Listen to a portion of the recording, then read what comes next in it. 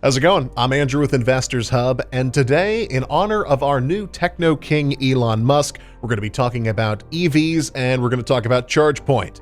Well, actually, that's technically not true because we had the interview on Friday, and it was just an interesting coincidence that this news broke on Monday. But I'm going to use that interesting coincidence to make a funny thumbnail, and I think that's what matters. Please note that our videos are not designed to be direct investing advice. We're here to gather the perspective of different investors. Our channel and our content should just be one stop on the journey of trying to find out where to put your money. So, Jay, you've been following what's going on in the EV market. Talk to us a little bit about that and where you think it's going.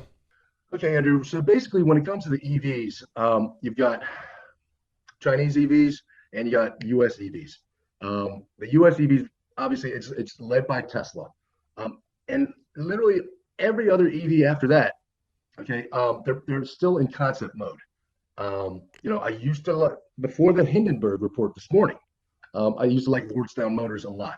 Okay, these guys have 100,000 pre-orders for their endurance truck. They're first to market, rolling out in September. They took over the GM factory. They have the whole infrastructure in place. They got the prophet Marcus Lemonis from Camping World doing their service.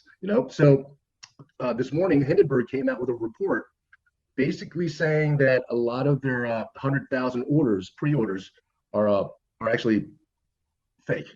That they had paid some consultants to go ahead and do the pre-orders because there's no deposit required for pre-orders. Some of the companies that supposedly pre-ordered these the Endeavor trucks, one company ordered 14,000 and it's out of someone's apartment complex or whatever. So it's very damning. I mean, Hindenburg, they do their research, all right.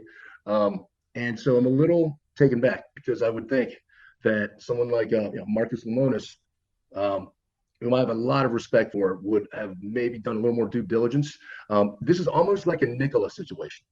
And if you recall, Hindenburg was the one that came out and blew up Nikola, So I'm kind of on the sidelines now. If the stock gets down to about 10 or 12, at that point, it doesn't even matter because it's oversold. But Lordstown, basically, it's got the narrative is beautiful. It's a beautiful narrative. The American worker, basically a GM factory that was a zombie factory. They came back in, breathed life into it, got 100,000 truck pre-orders. The endurance truck, everything is the narrative is so good, but Hindenburg really poked a hole in the whole story here. So when it comes to the American EVs, you've got Fisker, which is the original Tesla killer. But these guys are not set to release any their Ocean EV until 2022. The closest thing as far as a rollout is Akamoto, symbol FUV. And these guys have the three-wheel EVs, basically for first responders, and they're the fun vehicles. So, Tesla is so way ahead of the game, it's not even funny. Now, you have your Chinese EVs. You have NIO, you have Li Auto, and you've got XPeng. All right, XPeng is more of like a hybrid type EV. But these guys, they're doing 300 to 400% year-over-year deliveries. Right now, let's keep things in perspective. If you sell 10 vehicles, deliver 10 EVs, and you deliver 30 EVs, you've done 300% year-over-year, but it's only 30 EVs.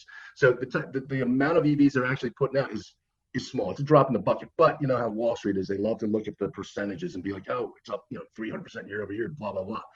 But so those are the three best EVs as far as China is concerned. As far as the U.S., like I said, Tesla. Lordstown. That was that. I had hopes for that until the report came out by Hindenburg.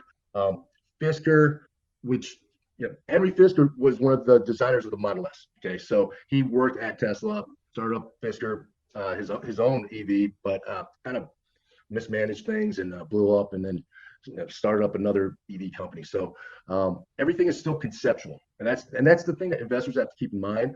There's narrative, there's conceptual, and then there's the real revenues coming in. So, Jay, we've talked about SBE and ChargePoint a few times on the show, and you've been following them. What's going on with them? You would think, this company was making money hand over fist. They just came out with earnings a few days ago where they lost like 5 something per share. They upped their guidance. 529 per share. Revenues were 35 to 40 million. One analyst covering it versus 39 million. fiscal year guidance 195,205 versus 138. So they raised their forward guidance.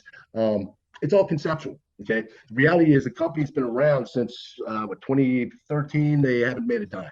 When it comes to charging stations, you really have to look beyond the narrative, because most people are going to be charging their cars just like they charge their cell phones at home. When you're making the longer road trips, that's when the EV stations come into play. So what really scared me about ChargePoint was looking through the S1. Okay, and this is the thing that people have to understand when it comes to SPACs. There are a lot of skeletons in the closet. What you see on the screen and the stock price, and I always say that the narrative impacts the sentiment, impacts the price. That's the usual flow of how stocks move. But the markets are interesting because narrative, sentiment, price. But the price can actually turn around, and when the price takes an anomaly type of move to the upside or the downside, all of a sudden the narrative and the sentiment completely adjust to the price. They stick with the price. So if the price goes up, all of a sudden, the narrative, oh man, no one's using charge. All of a sudden, oh, that is the future, blah, blah, blah. So many EVs, so many cars, Ford, GM, they're doing EVs. So the narrative actually just gets adjusted to follow to justify the price. Okay. When it comes to these SPACs, you got to keep in mind, like I said, so basically, switchback on March 1st, they started trading as CHPT ChargePoint, right? Stock opened up, I think it popped like 33, 34, and then just continued to sell right off. Just like what we talked about, wait 3 to 8 days, wait for this thing to bottom out, and then step in, all right, or start accumulating a position.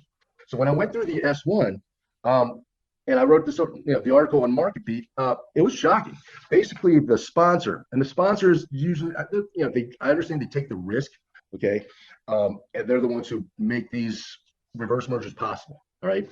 But I mean, looking through the S1, first of all, on page 30, ChargePoint had identified material weaknesses that could, for years 2018, 19, and 20, which basically they could have to restate all those financials. But they hired an accountant, a different accountant, and if they come out and say, hey, it doesn't meet our standards, they're going to have to restate all those earnings, right? They went forward regardless of that. When the sponsor got into the deal with ChargePoint, he paid $25,000 to buy founder shares. I believe he bought,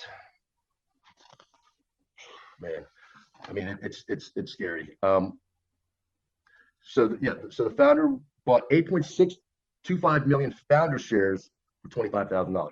Okay. Now I don't know what the lockup is on that stuff, but now he also purchased 5.52 million private warrants for $1.50, which enables him to convert them at $11.50 a share. All right. All right, so basically $1.50, you can convert at $11.50 a share. Now, I mean, this is the stuff that it leaves a bad taste in your mouth. Now, right before they went public, the sponsor gave a $2 million working capital loan to Switchback, and then they converted $1.5 million of that into 1 million private warrants, which are convertible, at $1.50 per share. So you already made 50% on the money. I'm sorry, the 1.5 million. Right, 1 million private warrants already made 50%, and he can convert at $11.50 a share. Okay. So basically,